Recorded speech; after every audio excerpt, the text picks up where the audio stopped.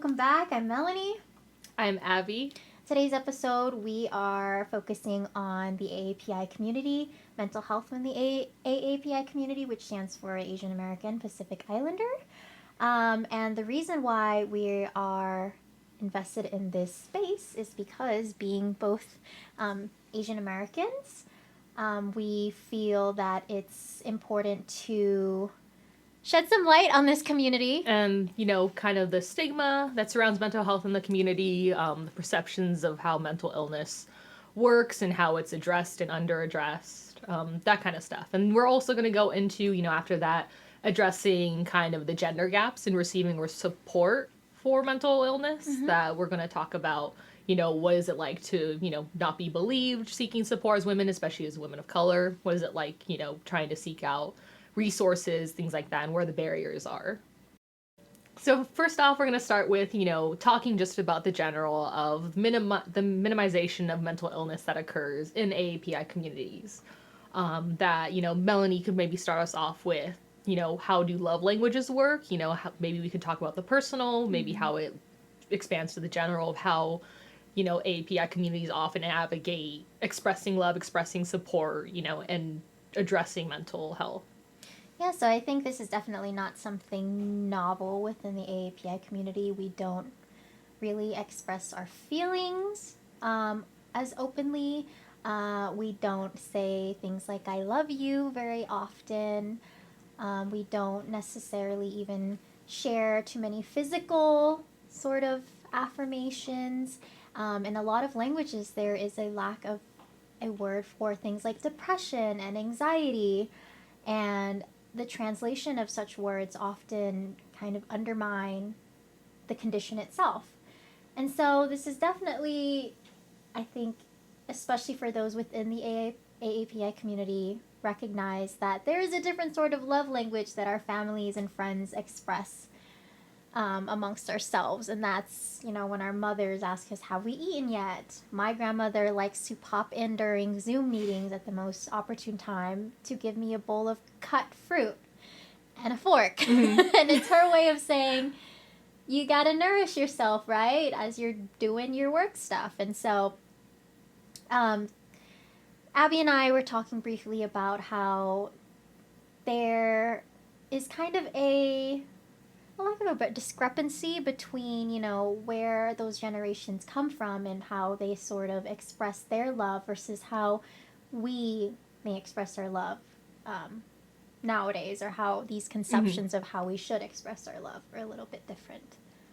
Yeah, and we were also talking about, how do we understand, how it expands to addressing mental health and mental illness, that often, growing up, I think for both of us, that our families just didn't talk about those things because that's not something that was part of the love language. That was part of taking care of children. It was providing for physical needs. I think understanding the context of, where older generations come from, of that, speaking personally, that my mom grew up in, extreme poverty in the Philippines, and that she, there wasn't focus on mental health because it was just about how do we survive? How do we get food on the table from day to day?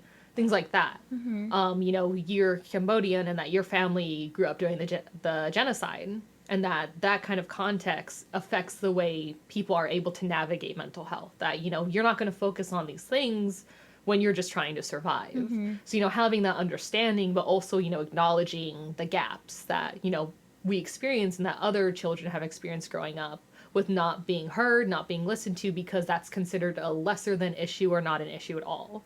That, often growing up, mental illness was not something, it wasn't something you talk about. You don't need to talk about it. Why do you need all this attention when we already have a lot of problems to deal with? Right. I think that's a common thing that, we can only speak for like Southeast Asian culture specifically from our experience, but feels very prominent across a lot of AAPI communities in general. And I think there's a huge stigma around asking for help or letting other people within the community know that we may need help. Yeah. And this distrust of like mental health professionals, and I've had a run-in with that too. I do therapy, and I've spoken with family members who I've always tried to encourage to seek therapy.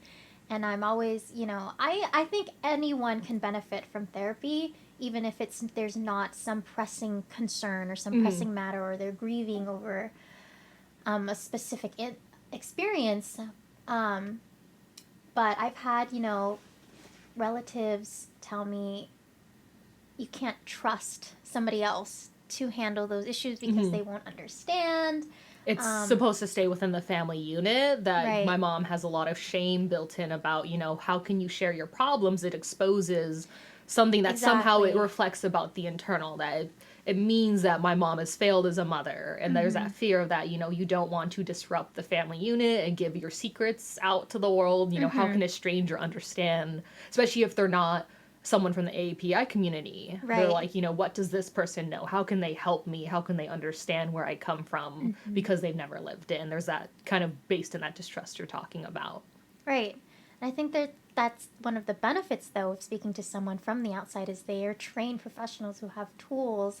And they may not be able to understand, let's say, like my therapist is a white woman. She doesn't, she doesn't come from a background that's like mine, genocidal context, what immigrant families, but she's still, it doesn't mean she's underqualified to deal with these sort of issues. But you can also set the tone that, when I was talking about things that about my mom's upbringing, and my therapist was also a white woman, that I was able to give the context and have her enter in with my understanding and coming in from my point of view rather than trying to apply, a perception. Often sometimes you can go to people in the community and they'll be like, oh, like, this is the context. Like, I know what you're working in, so I can offer the solution. And then you're like, now we're not addressing what I actually need. Whereas, like, an outside source does have the benefit, of giving you that space, of being like, I'm going to leave it up to you to help me understand the situation. And then I'm just going to affirm what you need to hear, of like, I'm going to affirm what you're feeling, as any good therapist would. Right. Of like, what you feel is valid, and like, here's how we can navigate it as respectfully as possible, that kind of thing. Not overstepping, then providing that space that, you have the ability to come from your own standing. Whereas, like, going to older people in my community, it's like, they apply their knowledge, their lens of it, and from their point of view of like, you have to respect your elders, like, don't make it a problem for them, where you're like, that's not what I need to hear. Like, I already know that. But like, I'm just going through something right now and I just need someone to support me and not do the problem solving based on where we come from. Right. And I mean, I've seen it personally, and I guess keeping it more in a general sense. I have people close to me who are more of the younger generation, and I think, we can go on and on about how this certain generation, there's kind of a spike in mental crises. But I've been in a situation where this particular person definitely could benefit from somebody that would listen to them, at the very least. Maybe even a mental health professional. But their guardians are not necessarily privy and open to having that dialogue with them, and I don't even think that they would know how, even if they wanted to. And so in these particular cases, especially within a cultural context in which you don't talk about these things, stuff is like taboo, how do you go about, finding help for yourself if you don't have someone who can talk with you and point out certain resources? How do you kind of breach that? Yeah. And I think it's one of those things where, what do I want to say? I had a good thought in mind. Is it the chat room, the forums? Yeah, this idea, I think why we're putting so much emphasis on this as well is that, you're saying here about minors, people who can't, at least in the US or often other places, can't legally seek out support. That you need the approval of guardians, or that you at least need to have some, whether that's a legal approval or just even a social approval, that like, that's why we want to address these perceptions of changing mindsets around it, especially older generations, of acknowledging that, sometimes you have to seek support outside the home, that you're not purposely divulging information just to make your family look bad or make your parents look bad. It's because, you can't seek the support, and that Now, I was telling you before we started that I had to come to terms with the fact that my parents aren't just going to understand things about my mental illness and Mm-hmm. my struggle with it. And going to therapy, that, therapy is helpful and not something that shows you're broken. Right. And they're just, maybe they can one day, but that I had to come to terms with it and find peace and that, they may never. Mm-hmm. And that I can still, that thing of that we still want to appreciate them for what they do for us, if they are there for us, but still acknowledge that, like, that doesn't justify neglecting mental health Mm-hmm. or pretending that it doesn't exist or doesn't impact children the way it does. And I think that's why we're focusing so much on this, especially because it is so hard to access help when you're young and that you Right. rely on your parents or your guardians for a lot of that support. Mm-hmm. Yeah. That reminds me of when I was at UCLA, we had like a kind of workshop in conjunction with a Southeast Asian organization. And the whole workshop was centered around, I did a whole research paper on this about the love languages. And basically, a huge part of the workshop was how do our parents show us they love us without telling us they love us. Mm-hmm. And the fact that this workshop has to exist is really indicative of the fact that, like, we have to kind of, some things get lost in translation. Mm-hmm. And we have to find A balance. a balance, right? Yeah, between that, maybe our love language is just, our parents making sure, at least my parents making sure that you're fed and you have a place to sleep at night. And that is love, and that is me caring for your mental health by, if you feel good physically, you must feel good mentally. Mm-hmm. And that's enough. But then also knowing that there's a balance there, that you can't just disregard mental health, that you can't just hope everything you do one part of it and everything will just work out fine. Because clearly it hasn't worked that way. Right. If you, just only you and I are talking about this, but there's thousands, tens of thousands of other people who are going through this, especially in the AAPI community. Mm-hmm. So one of the other topics we kind of wanted to talk about today is the access of resources to men versus women, specifically cis men and women, and the sort of discrepancies in accessibility for both demographics. Mm-hmm.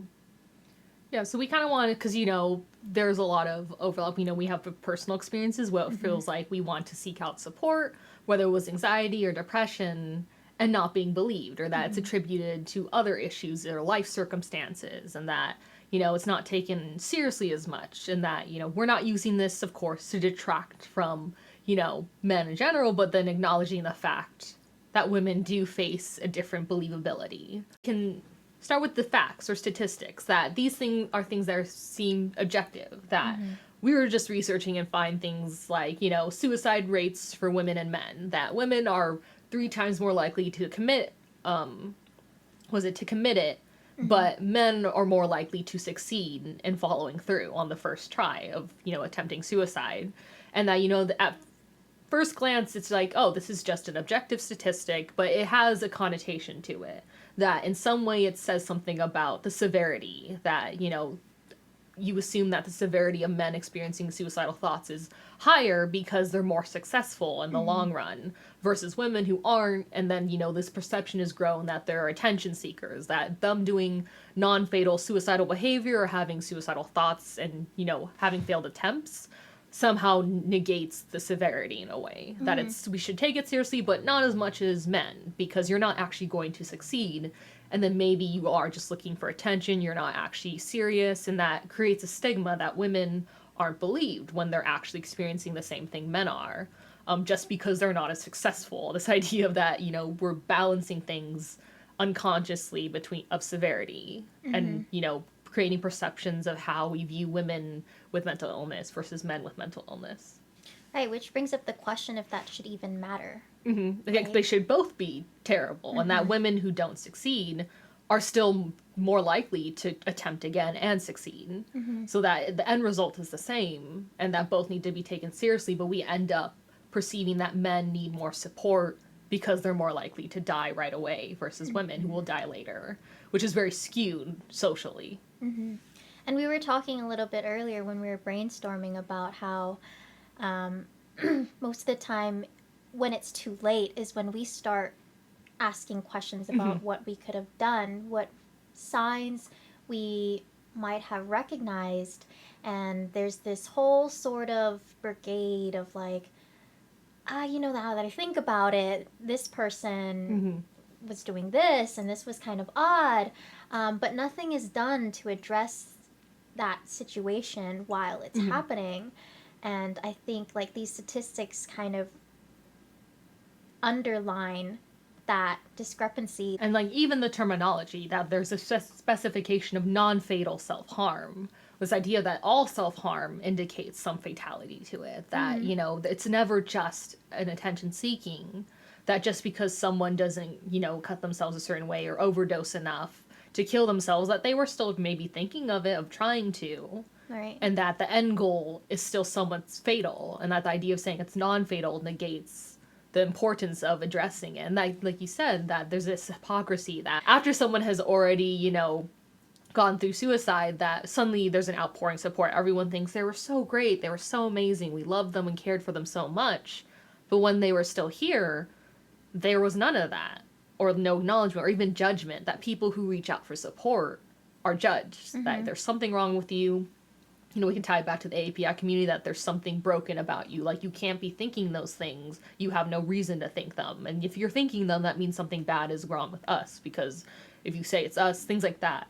And I think, it's that what I said about the attention seeking, that there's something with women, that this perception that, they just want attention, they're not serious. And, maybe you want to talk about, because you were talking about things like PMSing, how does that play a role when you seek treatment?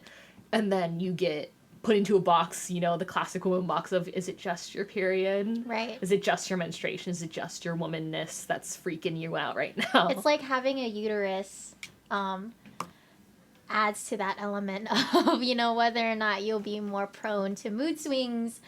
And I will admit I am victim of that as well. When I have certain depressive bouts and I ask myself, okay, what's going on? I'm trying to assess the situation. Is it PMS? Am I just on my period? Am I just being moody because of the hormonal imbalance? Or is there something deeper that I need to look at? Like, you could have chronic depression and then it gets exacerbated by PMSing. But just because, you're saying, like, just because your period, your menstrual cycle, keeps going and that your period stops and the PMS symptoms go away, doesn't mean suddenly you're just happy and chipper. That, like, you could still be experiencing a depressive episode that was exaggerated by the PMS symptoms, but is still very much there after the period is gone. And that, Right. they're not exclusive from each other. And that often when you seek treatment, it feels like you just fix this issue, your feminine issue, we'll fix it and you'll feel better. Like that common thread of seeking support. And this is something that, like, you've experienced, I've experienced, and that I think a lot of other women have experienced trying to get help. Mm-hmm. And I think, for me, the reason why, when I'm assessing that situation and I'm wondering if it's a matter of like PMS, Mm-hmm. it makes me feel like it's something that I'm in control of. And that's a huge thing when experiencing anxiety or depression, is we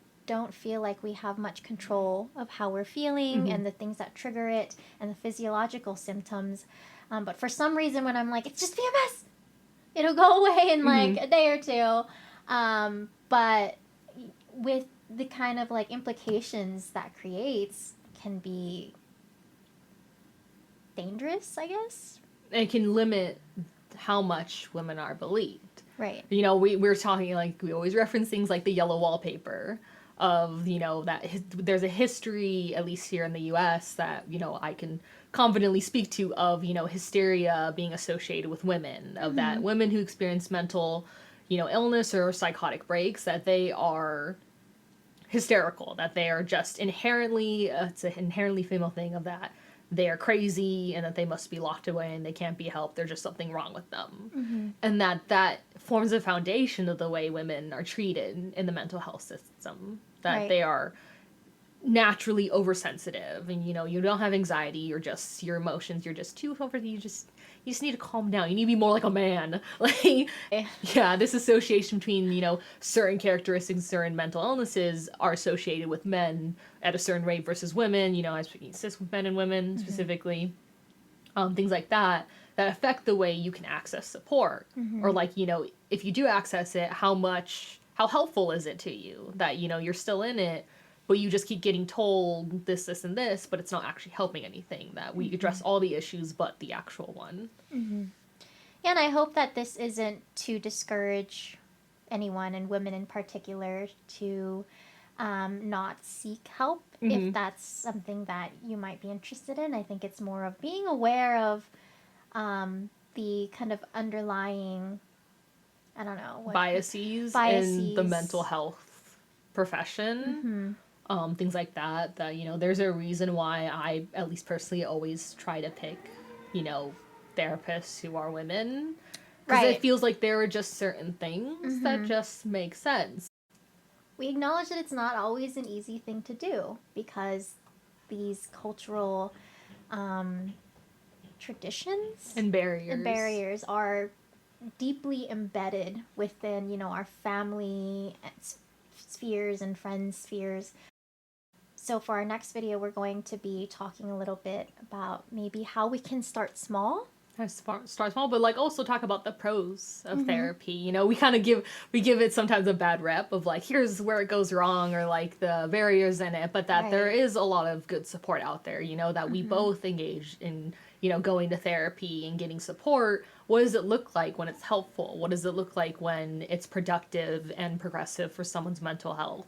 And then also, what can you do, on those small steps of self-care strategies of, if you're not doing therapy, what can you do just day to day, to help yourself get into a better headspace? Right, things that you can do for yourself, especially if you're not necessarily surrounded by people who are continually engaged in this dialogue, or if you're not maybe comfortable seeking therapy, just practicing these sort of small acts of kindness for yourself that might help you boost your own mental health. We're so happy that you're able to tune in with us, and we hope to see you again for our next episode. All right, take care, everyone.